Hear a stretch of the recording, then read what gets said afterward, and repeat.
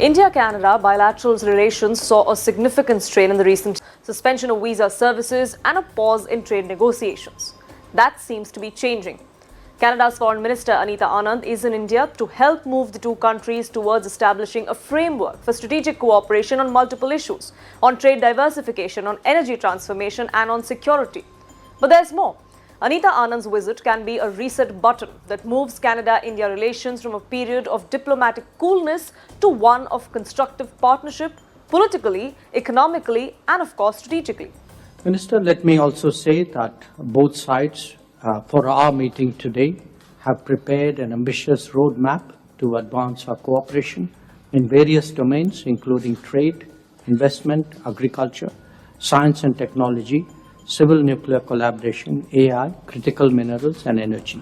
After a bitter two-year diplomatic standoff between the two countries, they have now adopted a measured and incremental approach to resetting this relationship.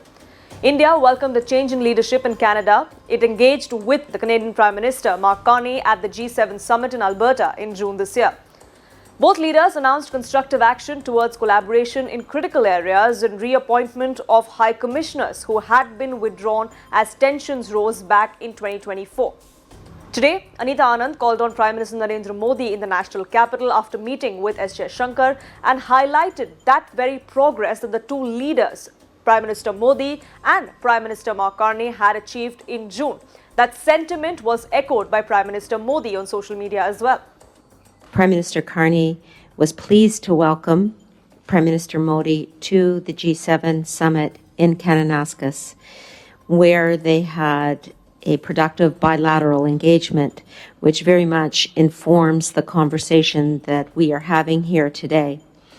I want to suggest that the cooperation that we have seen from your side and certainly very welcome. And today we'll be discussing the India-Canada joint statement, which is comprehensive and covers a number of issues that will allow us to continue the work to elevate the bilateral relationship. After the G7, India felt encouraged and vindicated when Canada's Domestic and Foreign Intelligence Agency, CSIS, released its annual report acknowledging for the very first time that since the mid-1980s, the politically motivated violent extremism threat in Canada had manifested primarily through Canadian-based Khalistani elements seeking to support and use violent means to create an independent nation in India. Canada also arrested individuals that were linked to pro-Khalistani groups for firearms for several other charges.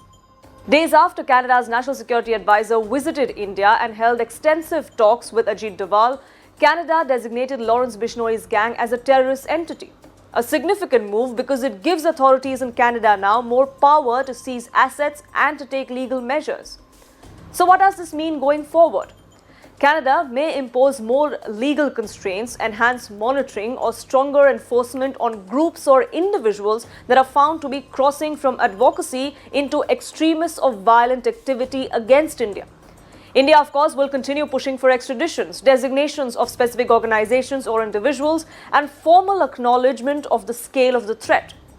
Diplomatically, Canadian actions on this front may help ease tensions with India, particularly regarding accusations of India acting unlawfully or Canada, on the other hand, being lax. But full resolution will require sustained cooperation and transparency on both sides. Now, India has long urged Canada not to give political space to extremist pro-Khalistani elements. A first step may have been taken in that direction, but a lot more needs to be done.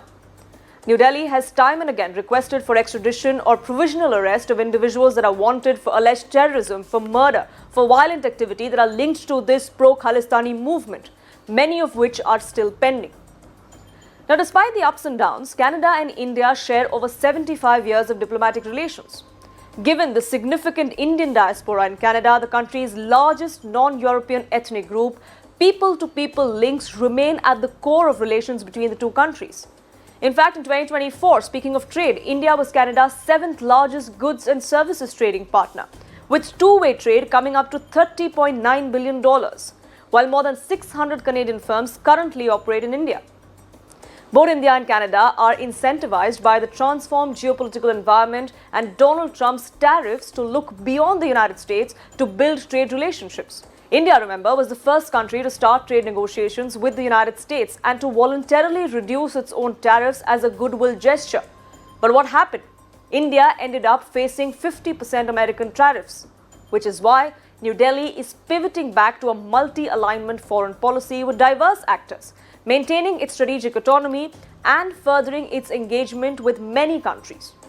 Trade negotiations between India and Canada seem to finally be getting back on track as well after they broke off in 2023. Now, neither Canada nor India were in a hurry to fix everything in this broken relationship over the last 2 years, but a measured approach is being taken by both sides now. Some essential first steps have been taken, but a legacy of mutual distrust needs to be overcome. Anita Anand's India visit not only highlights how far relations have come between the two countries, but also how fragile the progress remains.